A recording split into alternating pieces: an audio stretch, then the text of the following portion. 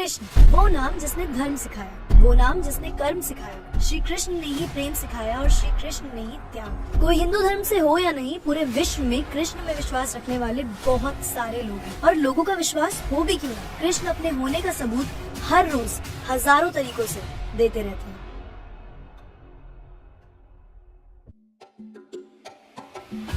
पुरी का जगन्नाथ मंदिर हो या फिर गुजरात का द्वारकाधीश मंदिर, जयपुर के गोविंद देव जी हो या फिर वृंदावन के बाके बिहारी, श्री कृष्ण का चमत्कार हम सब ने किसी न किसी रूप में कहीं ना कहीं जरूर देखा है। हिंदू धर्म में बताई गई श्री कृष्ण की जिंदगी की कहानियों से बहुत कुछ सीखा जा सकता है और उनकी रासलीला के किस्से किसे नहीं पसंद। पर आज हम इस वीडियो में आगे बढ़े उससे पहले ये समझ लेते हैं कि रासलीला आखिर होती क्या है। रासलीला in literal sense means the dance of divine love. It is a Sanskrit word which is made up of two different words. Ras, sweet taste or nectar, and Leela, the act of play or dance. जिसका simple भाषा में मतलब ये है कि भगवान विष्णु के अवतार श्री कृष्ण अपने मानव रूप में ही बचपन से बहुत शरारती थे। वो गोपियों के साथ खेलते थे, उन्हें तंग करते थे, डांस करते थे, उनके घरों से माखन चुराते थे। और ये लिस्ट उन बहुत सारी चीजों में से कुछ चीजों की है जो श्री कृष्ण अपने भक्तों के साथ समय बिताने के लिए किया करते थे। भक्त और भगवान के बीच का एक अटूट रिश्ता, एक ऐसा भाव जो कभी मिटाया नहीं जा सकता। और तो और भक्त अपने भगवान के लिए क्या होता है और हमारा भगवान कैसा है, ये हम सबको श्री कृष्ण ने ही तो समझाया है। तो रासलीला वो नहीं है जो आजकल हम आधी अधूरी बातें सुनकर समझते या मान लेते हैं। रासलीला भगवान और भक्तों की सुंदर कहानी है। और आज की हमारी इस वीडियो में हम बात करने वाले हैं हिंदू धर्म में बहुत ही ज्यादा मान्यता रखने वाले निधिवन की।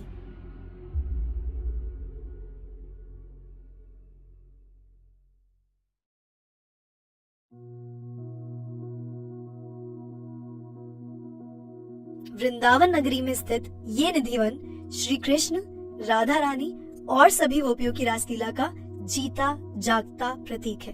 और साथ ही ये इस चीज का प्रमाण भी है कि यहाँ आज भी श्री कृष्ण खुद आकर रासलीला रचाते हैं। तो आइए जानते हैं श्री कृष्ण की भूमि वृंदावन के बहुत ही अनोखे निधिवन की अनबिलीवेबल मिस्ट्रीज। निधिवन में मौजूद हर तुलसी का पेड़ अलग है। मतलब ये वैसे नहीं दिखते जैसी तुलसी हमारे घर में होती है, ये पेड़ की तरह होते हैं और इन्हें वन तुलसी भी कहा जाता है। यहाँ उगी हुई तुलसी के पेड़ ऊपर और नीचे से काफी अलग होते हैं। जहाँ तुलसी के पेड़ के पत्ते हरे भरे दिखते हैं, वहीं पेड़ का तना सूखा और खोखला होता है। It is said and believed कि यहाँ की तुलसी गोपियों का रूप है। और आज भी जब हर रात श्री कृष्ण और राधा रानी निधिवन में रासलीला रचाते हैं तो ये सभी तुलसी के पेड़ गोपियां बन जाते हैं। यहाँ दर्शन करने आए भक्तों को तुलसी पे सिंदूर लगाना, छूना या कुछ भी अर्पण करना अलाउड नहीं है। इतनी बड़ी जड़ें, इतना बड़ा तना और इतने घने पत्ते, ऐसी तुलसी सिर्फ निधिवन में ही मिलती है। निधिवन भक्तों के दर्शन के लिए हर सवेरे खोला जाता है, पर इसे शाम को संध्या आरती के बाद लगभग 9 बजे बंद भी कर दिया जाता है। इसके पीछे की मान्यता ये है कि श्री कृष्ण, श्री राधा रानी और सभी गोपियां यहाँ हर शाम रासलीला करते हैं। अब काफी सारे लोगों का कहना ये भी होगा कि ये सब हवा में बताई और बोली गई बातें हैं, ऐसा कुछ नहीं होता। तो मैं आपको कुछ ऐसी चीजें बताना चाहती हूँ जिससे शायद आप भी सोचने पे मजबूर हो जाएं कि आखिर क्या है निधिवन का रहस्य। निधिवन में संध्या आरती के बाद सिर्फ इंसान नहीं, जानवर भी नहीं रुक सकते। अब हो सकता है कि आप ये सोचें कि जानवर क्यों नहीं रुक सकते और उन्हें आप बाहर कैसे निकाल देंगे, but let me tell you, Nidhivan में चाहे बंदर हो या चींटी, संध्या आरती होने के बाद एक एक करके हर जानवर निधिवन से बाहर निकल जाता है। यहाँ ये भी बोला जाता है कि अगर कोई निधिवन में छुपते छुपाते रुक भी गया तो वो कभी वापस नॉर्मल लाइफ नहीं जी पाएगा। हो सकता है उस शख्स की आवाज चली जाए, मानसिक संतुलन बिगड़ जाए या फिर उसकी ऑन द स्पॉट डेथ भी हो जाए। और ये सिर्फ मैं नहीं कह रही, बहुत सारे ऐसे केसेस हुए हैं जिससे इस बात की पुष्टि होती है।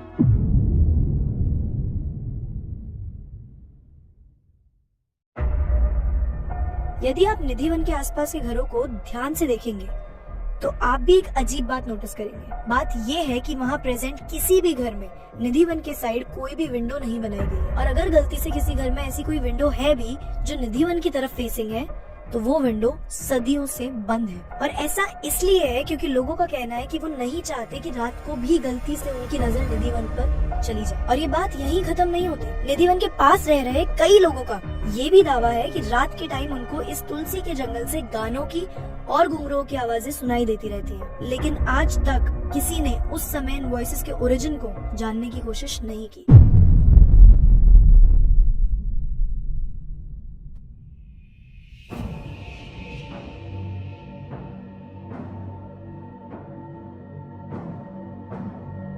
माना जाता है कि एक बार श्री राधा रानी के कुछ दोस्तों को रात के समय बहुत जोर से प्यास लग रही थी, इसीलिए उन्होंने यमुना तट पर जाकर पानी पीने का फैसला किया। लेकिन जब ये बात राधा रानी को पता चली तो उन्होंने अपने दोस्तों को रोक दिया, क्योंकि उनका कहना था कि रात का समय तो किसी भी नदी के लिए आराम करने का समय होता है। पर आखिर राधा रानी अपने दोस्तों को प्यासा कैसे रहने देती, पानी तो चाहिए था। तब अपने भक्तों का ये हाल देखकर श्री कृष्ण ने जमीन से पानी का एक नया स्रोत निकाला, जिसको आज निधि वन में ललिता कुंड के नाम से जाना जाता है।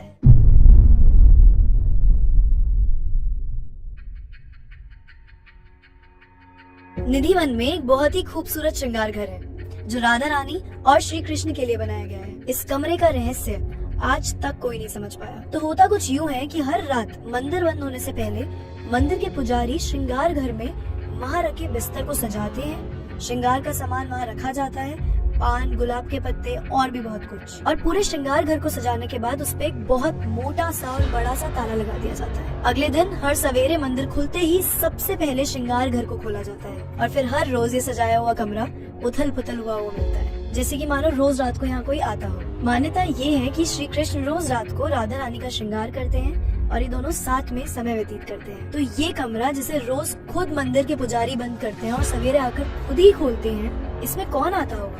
रिसर्चेस और इन्वेस्टिगेशंस भी आज तक कुछ नहीं पता लगा पाई। तो अब आप मुझे बताओ, ये भगवान के साक्षात वहाँ होने का प्रमाण नहीं तो और क्या है?